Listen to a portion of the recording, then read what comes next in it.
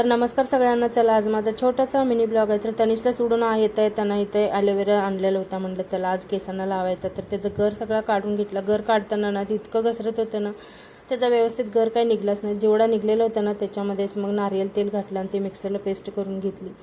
तेच मग केसांना इथे लावायला घेतलेलं. म्हटलं केस धुवायच्या अगोदर 1 तासभर जरी ठेवलं ना तर मग ते शायनी तर होतील केस व्यवस्थित सिल्की. ते सगळं मालिश करून व्यवस्थित लावून घेतलं आणि त्याच्यानंतर मग केस बांधून घेतले.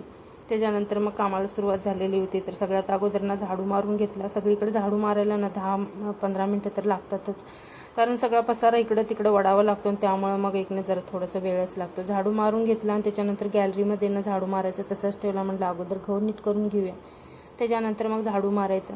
तर गहू वगैरे नीट करून घेतले आणि म्हणलं लाईट पण ना आता उन्हाळ्यामध्ये सारखं जाते आणि पाणी पण संपतं, त्यामुळे म्हटलं जितकी कपडे आहेत ना तितकी पटकन अगोदर मशीनला लावून घ्यायचं आणि नंतरच मग पुढचं काम करायचं.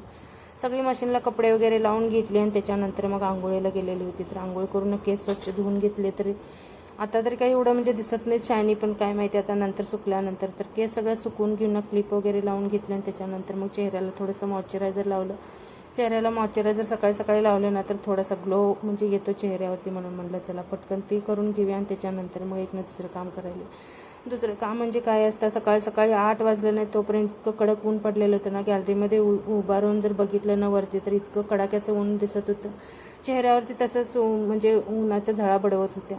त्याच्यानंतर मग कपडे पण 2 दिवसाची फोल्ड करायची होती, ती सगळी फोल्ड करून घेतली आणि आज नाश्त्यामध्ये ना पोहे बनवलेले. तर आजचा व्हिडिओ मी इथंच संपवते. भेटूया उद्याच्या व्हिडिओमध्ये. तर व्हिडिओ आवडला असेल तर चॅनलला लाईक, शेअर आणि सबस्क्राईब करायला विसरू नका.